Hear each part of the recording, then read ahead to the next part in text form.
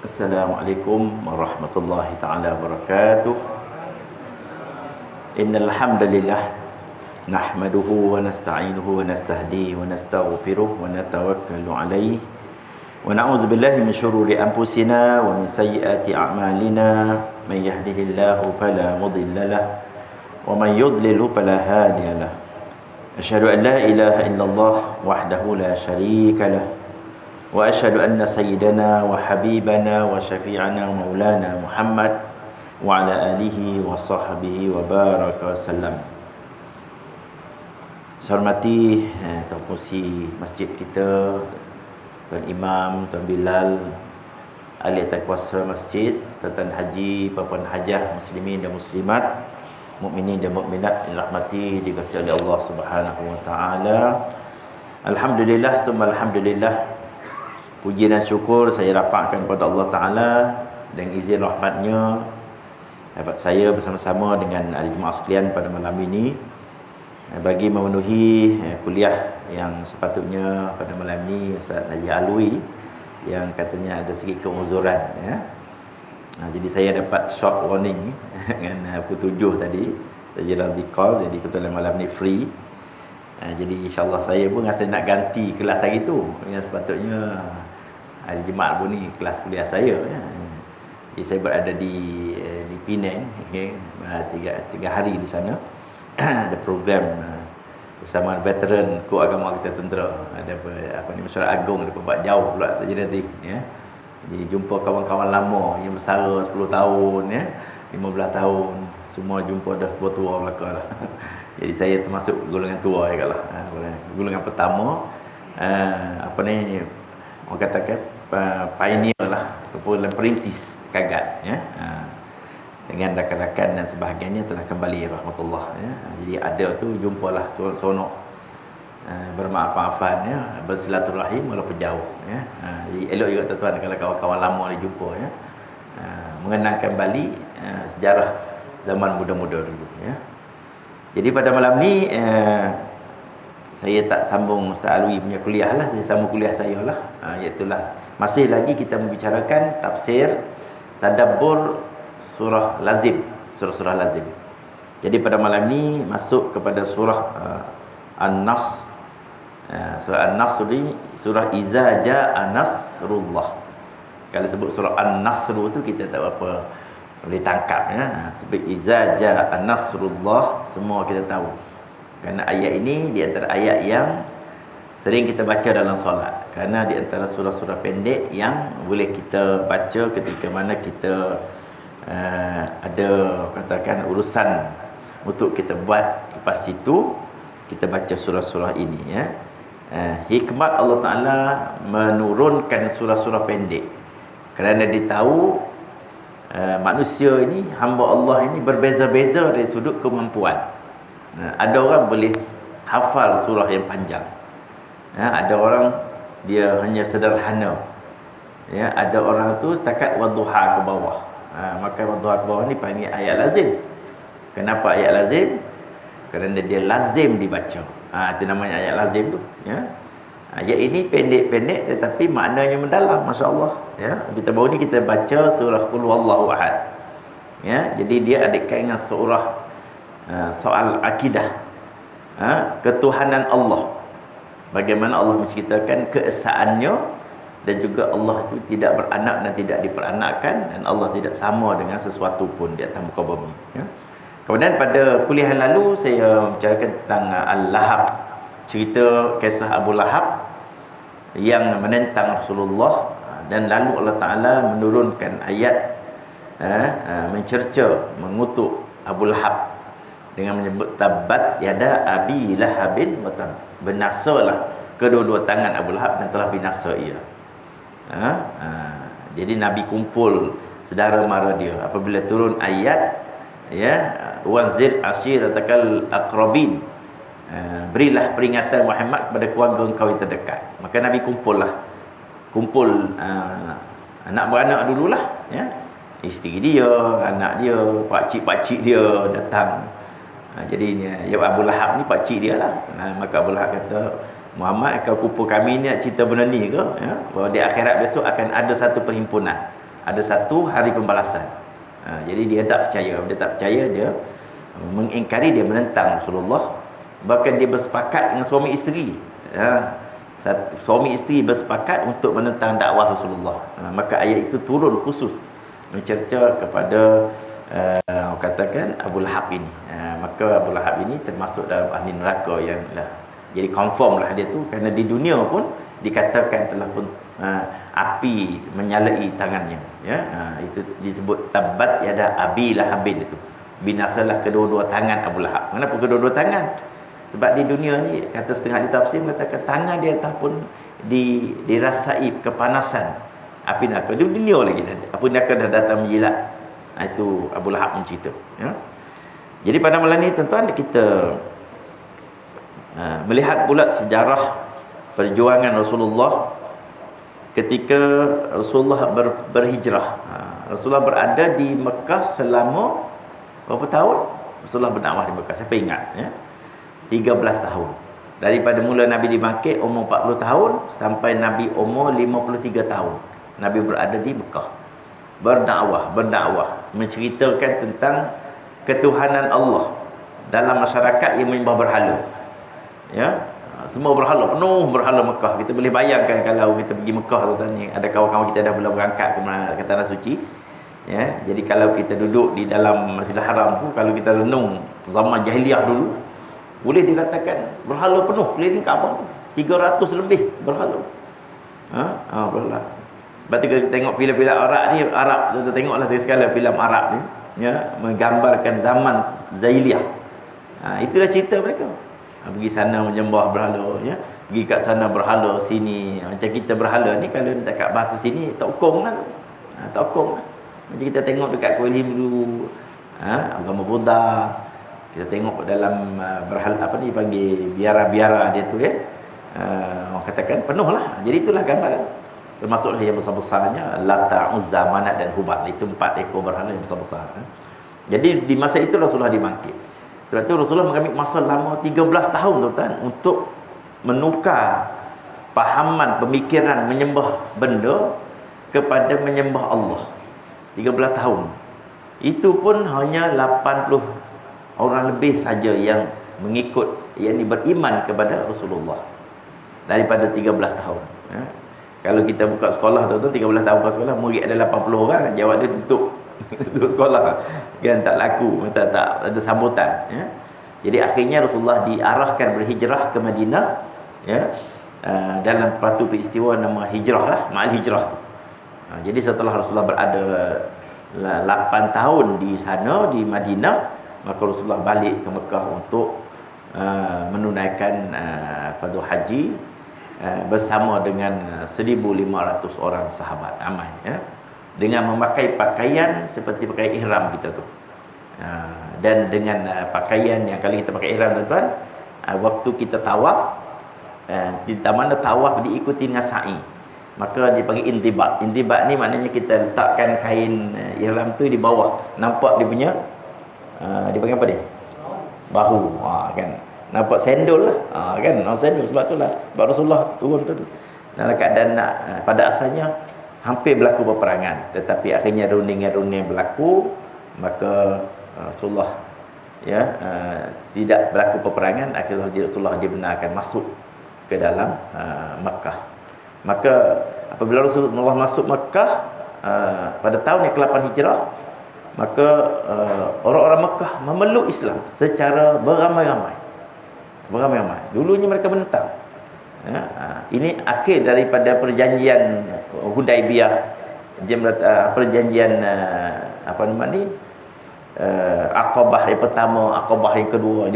Dia panjang cerita dia tu, kan. Kita tak masuk cerita itulah, ya. Sebenarnya orang daripada Madinah tu dah ramai balik ke Mekah membawa Islam, menyebarkan. Di akhirnya Islam sebenarnya telah pun secara senyap-senyap telah pun berkembang di Mekah. Di Madinah jangan kira lah, tapi di Madinah ni orang Madinah ni lain.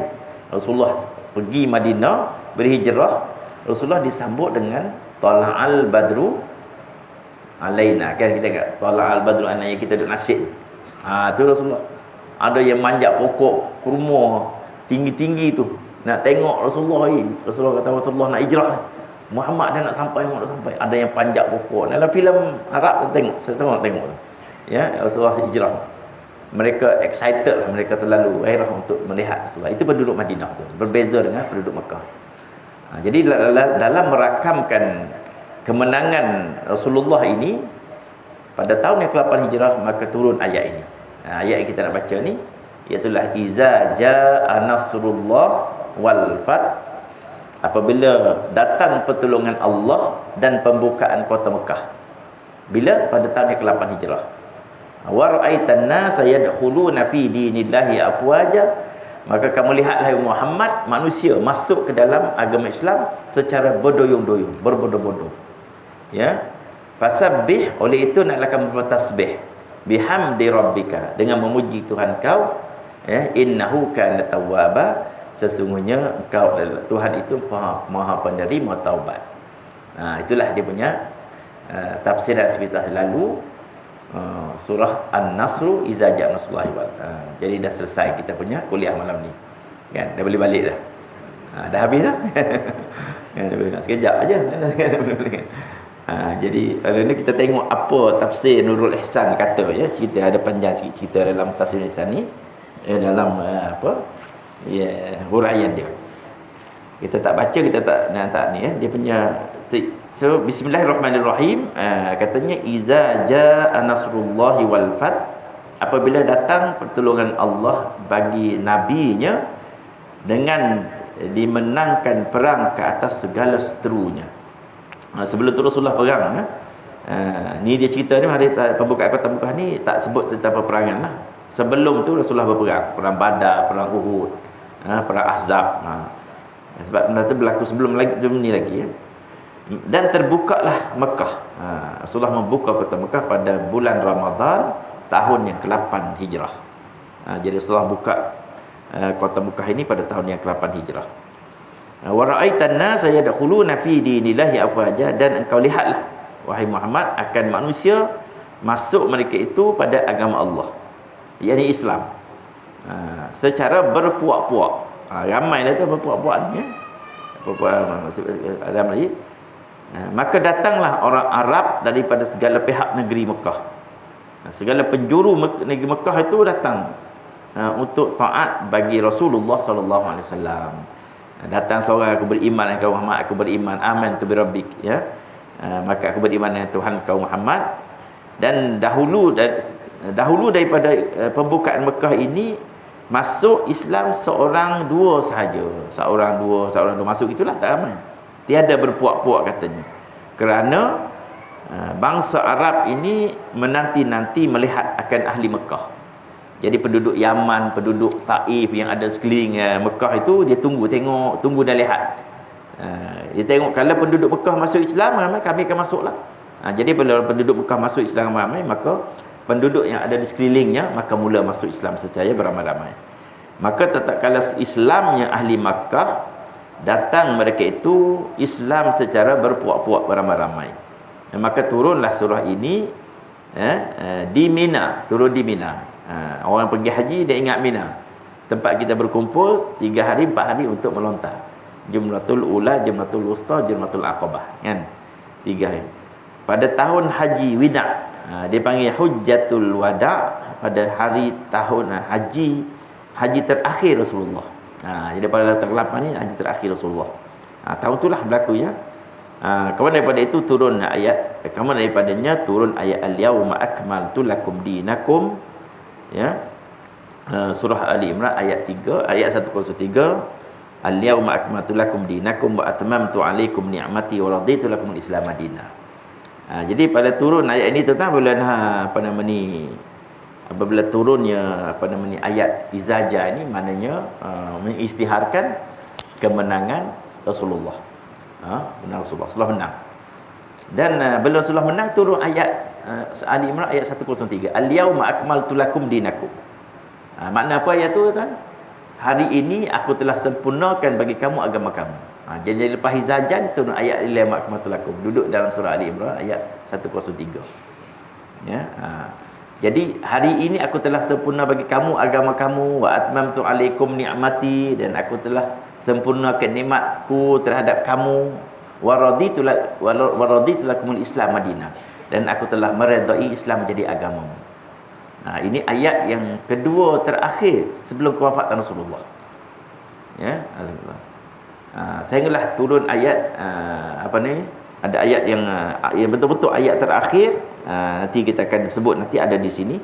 Jadi sebelum ada tuan-tuan, apabila turun ayat ini, maka para sahabat bergembira kerana Islam telah menang, Islam telah sempurna, ya.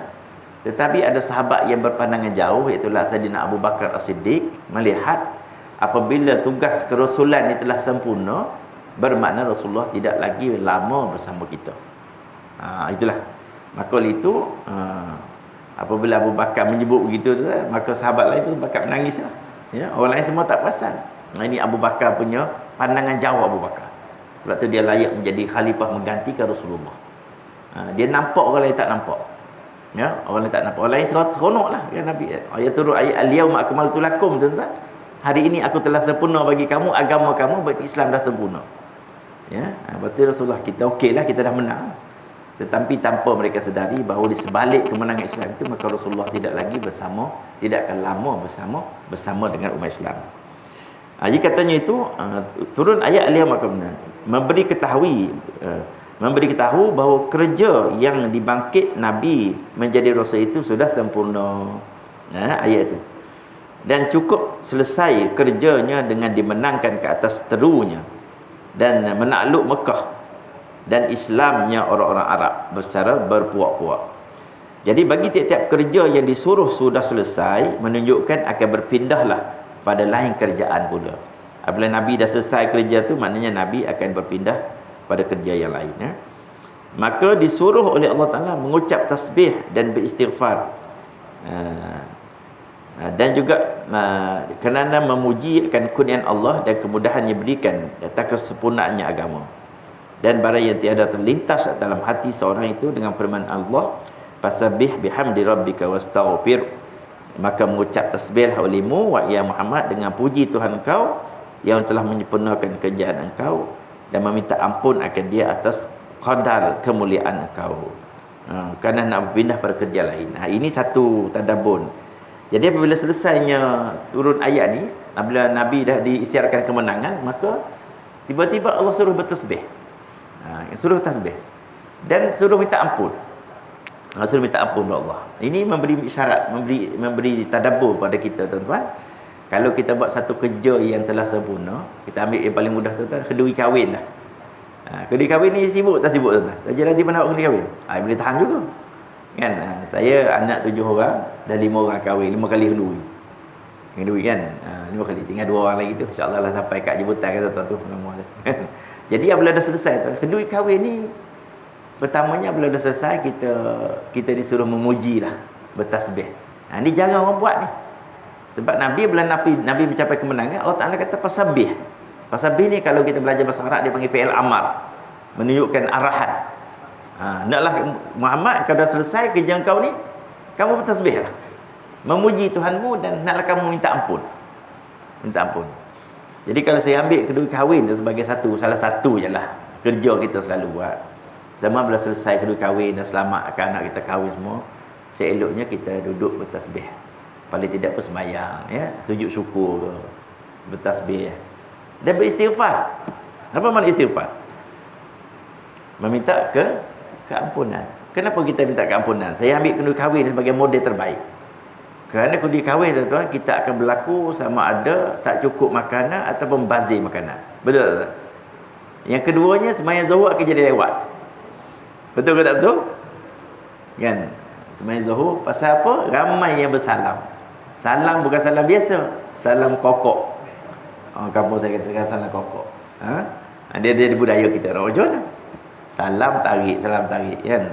Yang siap tuan rumah tu siap dengan satu baldi ke? Bukan baldi kan. Bag kan. Biasalah. Kawan-kawan datang membantu. Kan, itu budaya baiklah pada saya kan. Kalau kita ni dia tolong-menolong. Kan, kalau boleh support sikit, harga lauk jadilah. Tapi ceritanya tu kan, apabila dah ni datang, sambung menyambung, sama bertali arus, maka tuan rumah akan jadi lewat solat zuhur. Ini berlaku pada saya sendiri pun begitu juga tuan. Kadang-kadang dekat pukul 3 baru minta maaf lah sekejap masuk kan solat zuhur. Berarti kita sudah melanggar satu sepatutnya kita waktu masuk zuhur tu kita pergi sembahyang. Oleh itu kita istighfar. Ya, maka Nabi SAW itu dalam banyak-banyak kerja Nabi itu mungkin ada tersilap ya. Maka Allah Taala memerintah Rasulullah supaya kamu dah selesai dan mencapai kemenangan, maka hendaklah kamu bertasbih memuji kebesaran Allah, memohon keampunan kepadanya. Nah, ini tadabbur kita tu, kalau kita ambil pengajaran inilah, cerita sejarah Nabi itu dah selesai. Jadi apa yang pengajaran kita nak ambil, iaitu setiap kerja-kerja yang kita buat apabila selesai, maka kita duduklah sekejap. Ya, kita bertasbih memuji Allah. Tasbih bagaimana? Apa bentuk tasbihnya? Macam-macam tasbih yang ada diajar oleh Rasulullah SAW. Paling tidak pun subhanallah, alhamdulillah, Allahu akbar. 33 kali, 33 kali. Jadi itu kita.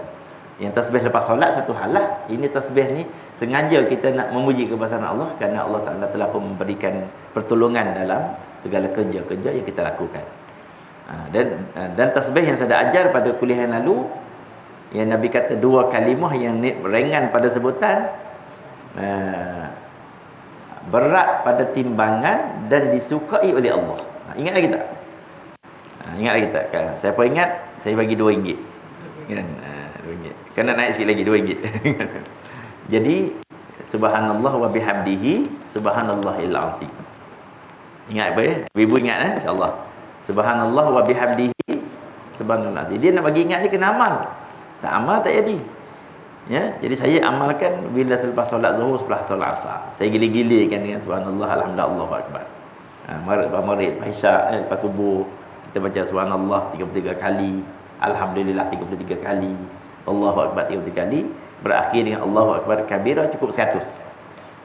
Jadi kita selang-selikan solat lepas solat zuhur umpamanya, kita selang-selikan dengan apa tadi tasbihnya?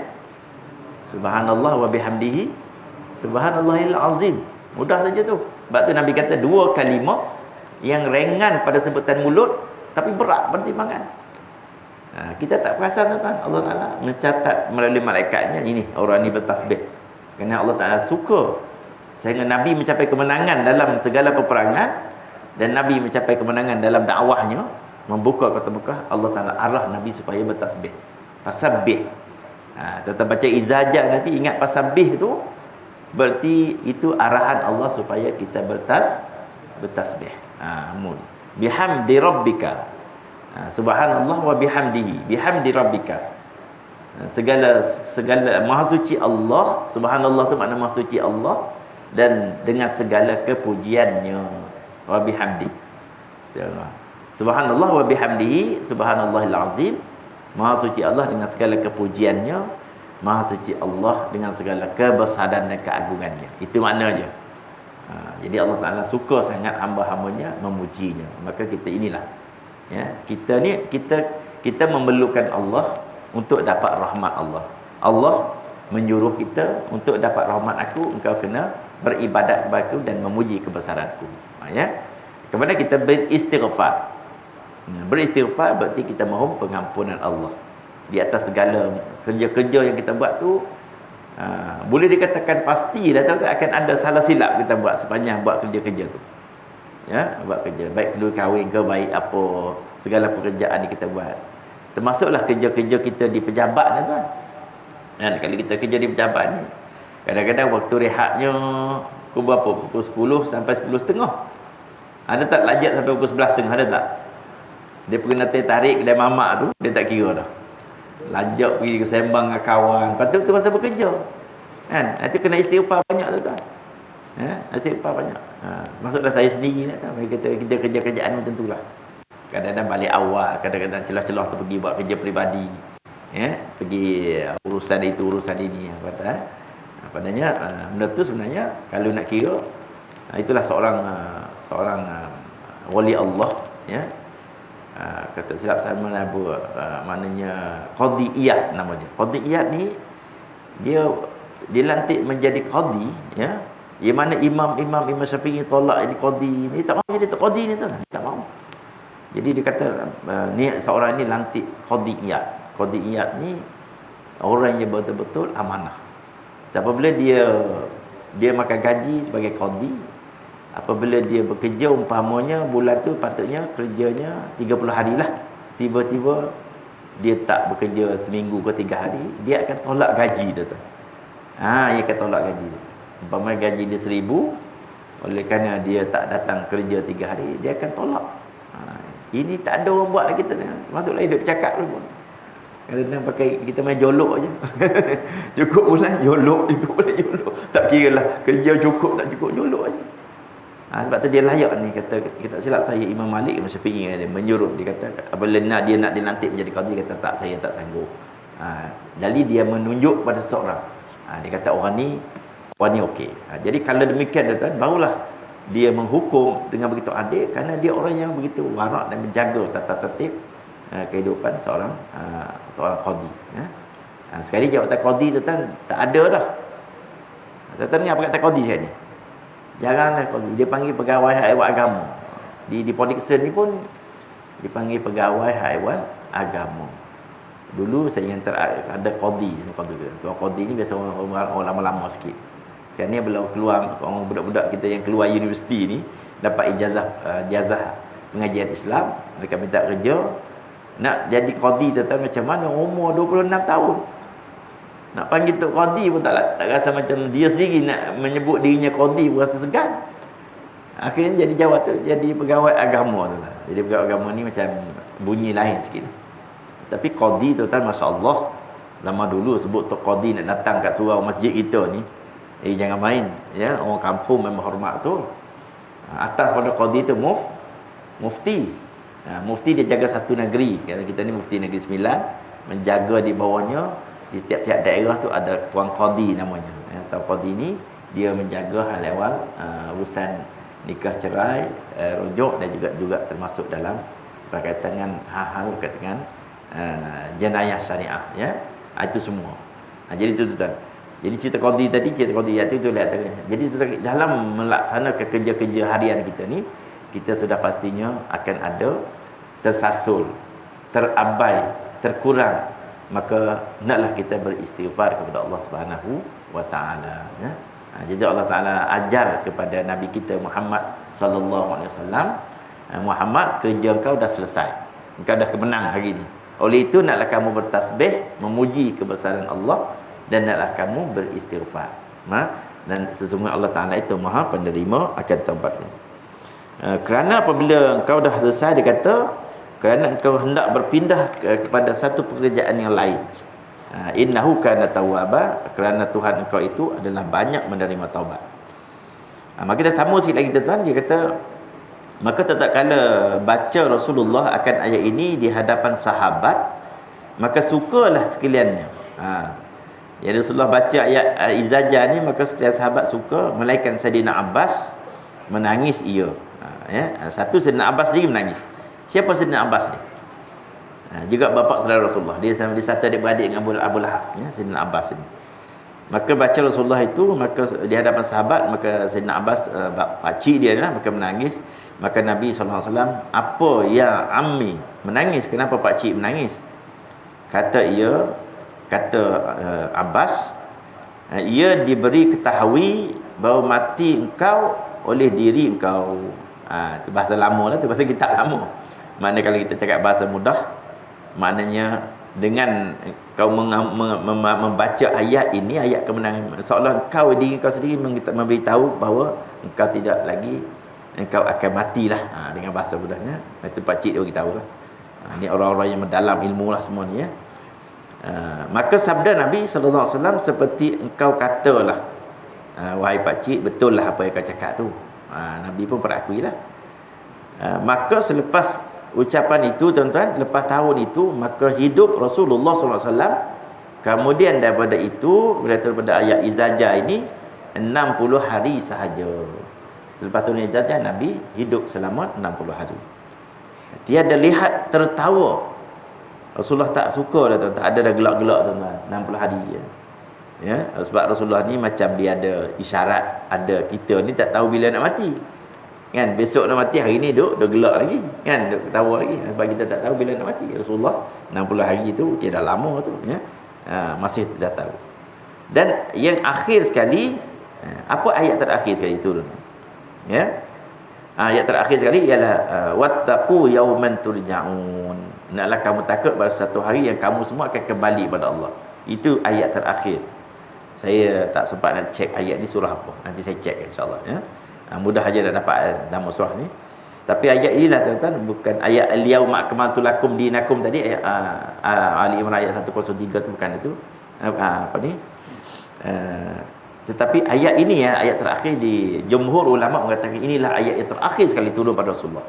Ayatnya berbunyi wattaqu yauman turja'un ila Allah ya. Naklah kamu takut akan satu hari semua kembali kepada Allah. Jadi ayat itulah ayat terakhir. Dan takutlah olehmu akan hari yang dikembalikan Allah kepada Allah. Maka kemudian daripada itu 7 hari saja Nabi hidup ya. Maka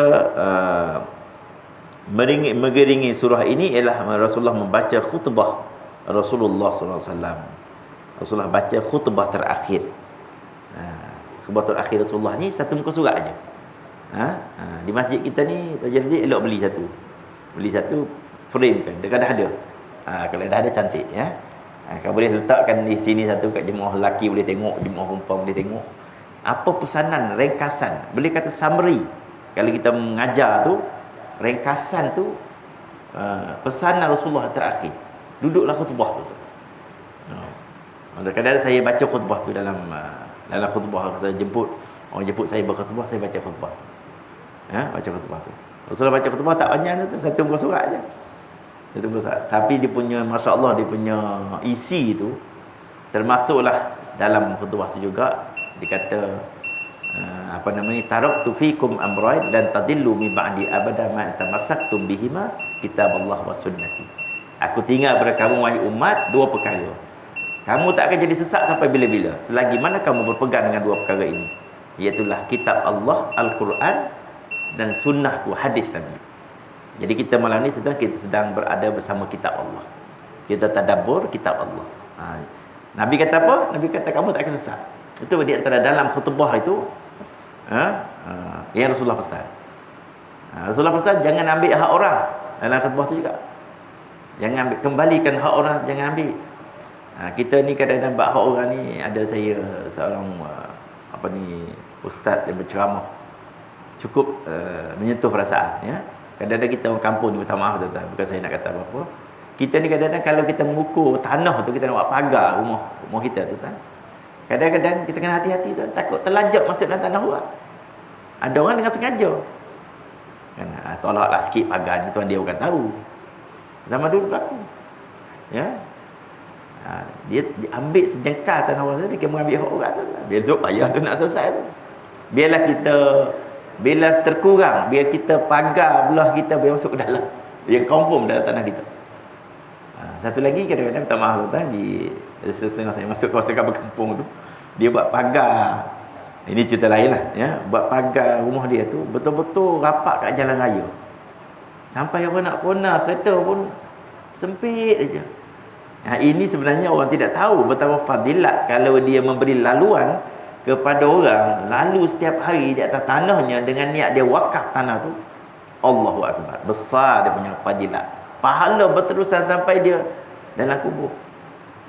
Ni saya tahu tu, ini tanah aku tak kira, ini sempadan aku. Jalan sempit ke, orang nak kona kereta payah ke, aku kira apa? Ini tanah aku. Ini berlaku setengah-setengah tuan-tuan, menyebabkan kita jadi rugi dari segi pahala, sedangkan Allah Ta'ala memberi peluang kepada kita sebenarnya untuk kita mendapat pahala secara jariah. Ini panggil sedekah jariah. Sedekah jariah ni bukan kita bagi ilmu untuk buat masjid saja, bagi tanah untuk orang lalu lalang setiap hari. Setiap kali orang lalu kita dapat pahala, kita niat wakaf. Tadi ni bab lain. Ini bab saya nak sebutkan tadi, yang dalam khutbah terakhir Nabi SAW, Nabi pesan ialah mengambil hak orang. Ya, jangan sekali-kali pulangkan kembali hak orang. Lepas tu Nabi suruh jaga keluarga, jangan menindas isteri, jaga isteri elok, jangan menganiayai ya, kerana dia pasangan kamu, semua sekali tu ya. Jadi saya pun tak ingat satu persatu. Jadi untuk senang, saya mintalah tamusi kita beli insya-Allah, beli besar sikit. Khutbah terakhir Rasulullah kita frame elok, semua buka tengok. Ya, kita tengok tu, kita baca. Tapi baca khutbah Rasulullah jangan baca macam baca surat khabar. Kita baca dengan penuh penghayatan. Sebaris demi baris apa Rasulullah pesan. Itu di antara pesan terakhir begini ya. Dan boleh sikit lagi saja. Boleh ya? Boleh sikit lagi. Saya nak habiskan jugalah sikit dah. Apabila turun ayat ni dalam khutbah Rasulullah 7 hari Nabi nak wafat, maka Nabi baca khutbah ini. Bahawa selepas itu Nabi berkata bahawa seorang hamba diberi pilih akan dia oleh Allah antara dunia dan antara bertemunya. Nabi kata seorang hamba tu maksud diri dia lah. Telah diberi pilih oleh Allah sama ada nak duduk atas dunia lagi ataupun nak bertemu Allah. Rasulullah kata.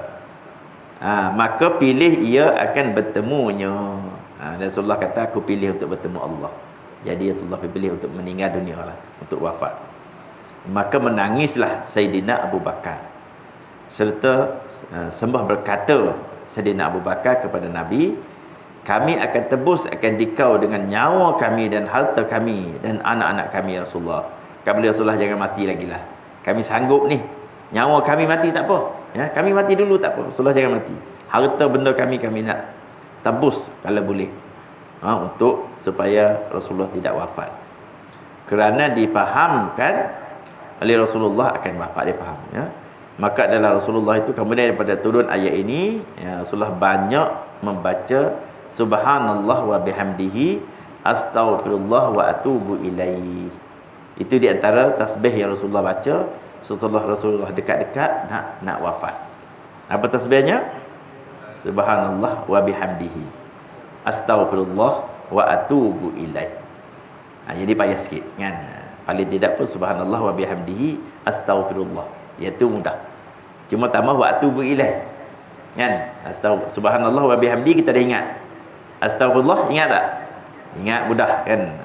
Subhanallah wa bihamdihi astaghfirullah wa atubu ilaih. Kerana apa? Kerana ketahui ya akan ajalnya telah hampir. Adalah wafat Rasulullah itu pada hari Isnin 12 Rabiul Awal tahun yang ke-11 Hijrah. Ya. 12 Rabiul Awal ni tarikh apa? Tarikh lahir Rasulullah 12 Rabiul Awal, tarikh wafat Rasulullah pun 12 Rabiul Awal. Hari Isnin juga. Jadi tepat Rasulullah punya, Allah Taala punya hikmah lah. Jadi tahun ke-11. Maka jika dikira bulan 10 tahun cukuplah hijrah itu kamu ke Madinah. Kerana masuk Madinah pada masa hijrah 12 Rabiul Awal juga ya. Tahun hijrah Rasulullah masuk 12 Rabiul Awal. Maka diibuh 2 bulan 12 pada hari terakhir itu, maka mulalah jadi cukup 10 tahun Nabi duduk di Madinah. Maka ayat ini penting. Ayat ini mengajar bagi umatnya yang hampir umur, yang sudah berumur ni. Ayat ni yang mengajar kita yang sudah berumur ni, termasuk saya dah berumur. Tuan Haji Rodi dah berumur ke belum? Rasa dah berumur lah. Ramai saya tengok sini dah berumur. Jadi dia ajar kita ni ayat ini. Mengajar umur. Maka ghalib, jadi kalau yang ghalib ajalnya telah hampir, hendaklah membanyakkan daripada membaca tasbih dan istighfar. Ya. Supaya tutup amalannya dengan dapat bahagia selama-lamanya di dunia dan akhirat. Ya. Jadi tetap biarlah kita mati dalam keadaan kita bertasbih. Tasbih. Jadi nak tasbih tetap kena rajin datang masjid lah. Sebab kalau duduk di rumah ni dia banyak rencahnya. Betul tak? Setuju ke tak setuju? Di rumah ni tak jadi tasbih sangat. Televisyen ada kat depan. Kan? Duduk televisyen, minum teh, teh tarik, makan karipap, saya sembang anak bini. Sebab tu dia suruh datang. Lepas tu ambil WhatsApp lah, tu dia pegang ni. Yang ni saja umur 3-4 jam lagi ni. Tolak ni. Jadi kalau kita duduk di masjid ni, ialah sesekali kita tengok WhatsApp ni, ya, tetapi adalah paling tidak pahala itikaf. Dia nak pahala itikaf, ya, itu. Jadi dia nasihat kepada yang sudah berumur, yang hampir pada ajal ni, maka perbanyakkanlah tasbih dan juga istighfar, kerana biarlah kita meninggal dalam keadaan kita beristighfar kepada Allah Subhanahu wa taala. Jadi istighfar tu banyak. Astaghfirullahalazim allazi la ilaha illa huwal hayyul qayyum wa atubu ilaih. Itu di antara Allahumma anta rabbi la ilaha illa anta khalaqtani. Itu penghulu istighfar ya. Jadi itulah istighfar yang saya ajar supaya kita baca 70 kali ya. Rabbi pilli warhamni wa tub alayya. Ingat lagi tak tu? Kita disunatkan baca pada 3 bulan, Rejab, Syaban, Ramadan. Rabbi fili warhamni wa tub alayya. Rabbi fili warhamni itu kita baca masa duduk antara dua sujud. Betul tak? Rabbi fili warhamni. Sambung wa tub alayya. Sudah jadi kita baca 70 kali sehari. Itulah kalau boleh lah ya. Terutama sekali belum masuk 3 bulan yang amat dikasihi oleh Allah, itulah bulan Rajab, bulan Syaban, bulan Ramadan. Itu di antara tasbih-tasbih yang diajak oleh Rasulullah SAW ya. Jadi itulah tuan-tuan untuk malam ni. Jadi kita apa tadabbur kita malam ni tuan-tuan? Apa pengajaran yang boleh kita ambil? Pertamanya, apabila mencapai kemenangan, kita selesai sesuatu kerja yang kita buat, maka kita disuruh bertasbih dan juga beristighfar, tanda memuji kebesaran Allah Ta'ala. Nanti yang pertama ya. Yang keduanya, Rasulullah SAW ni berpesan dalam khutbah yang terakhir beliau. Sebelum turun ayat wattaqu yawman turja'una ila Allah. Iaitu maka Rasulullah mula banyak bertasbih, beristighfar. Dan apabila Rasulullah itu maknanya memberi isyarat kepada kita bahawa kita juga yang sudah pun berada dalam usia yang umur lanjut ini, di hujung-hujung usia ni, maka kita banyaklah beristighfar dan dia bertasbih memuji kebesaran Allah. Sesungguhnya Allah Ta'ala itu Maha penerima taubat. Innahu kana tawwaba. Mudah-mudahan tuan-tuan sedikit tadabbur malam ini memberi manfaat bagi saya sendiri. Mari sama-sama kita berdoa pada Allah, semoga Allah Ta'ala memberikan taufik hidayah, dan Allah Ta'ala mematikan kita dalam husnul apa? Husnul khatimah. Ya, kita baca Allah makhtim lana bi husnil khatimah wa la taqtim alina bi su'il khatimah. Jadi tepat saja tadi isyarat loceng kedua dah berbunyi kan. Jadi saya pun akhirilah kuliah tadabbur malam ini dengan lafaz billahi taufiq hidayah. Wassalamualaikum warahmatullahi wabarakatuh. Auzubillahi samil alim minasyaitonir rajim. Bismillahirrahmanirrahim. Alhamdulillah alamin wassalatu wassalamu ala Rasulillah wa ala alihi washabihi ajma'in. Allahumma shalli bil Qur'anil azim sudurana wa yassir bihi umurana wa azzim bihi ujurana wa hasin bihi akhlaqana wa wasi' bihi arzaqana wa namli qulubana wa quburana wa qubur abaina wa ummatina bi rahmatika ya arhamar rahimin. Allahumma yassir lana wa la tu'assir alaina rabbi tammi bil khairi karim. Allahumma khtim lana bi husnil khatimah wa la takhtim alaina ya Allah bi su'il khatimah. Wa sallallahu ala sayyidina Muhammad wa ala alihi wa sahbihi ajma'in. Walhamdulillahil alamin. Taqabbalallahu minkum.